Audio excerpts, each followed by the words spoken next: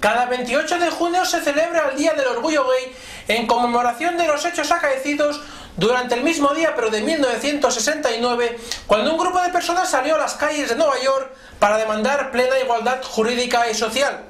¿Cómo celebrará este día nuestro colaborador Javier Madariaga de la Rosa? Nosotros se lo preguntamos. Adelante con él. Para empezar, Juan José, yo no lo celebro de ninguna manera. ¿Tú de qué te has pensado?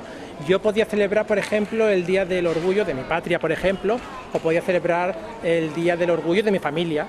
Pero ¿tú te crees que voy a celebrar yo el Día del Orgullo de una desviación? Vamos, hombre, mira, te voy a poner un ejemplo para que lo veas más claro.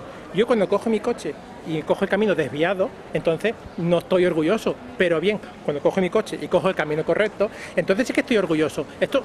Hola, ¿y tú qué? Por favor, discúlpeme que estoy... ¿Me va a llamar? Que me deje, hombre, que estoy trabajando. ¿Qué pasa? ¿Que no te acuerdas del sábado o qué? ¿Usted está loco? Que déjeme en paz. Venga, mimosín. ¿Pero qué? Zorrón. ¿Usted se cree que yo voy a celebrar la desviación de este hombre? Vamos, Pero por favor, déjeme en paz. Pero acuérdate. Tengo para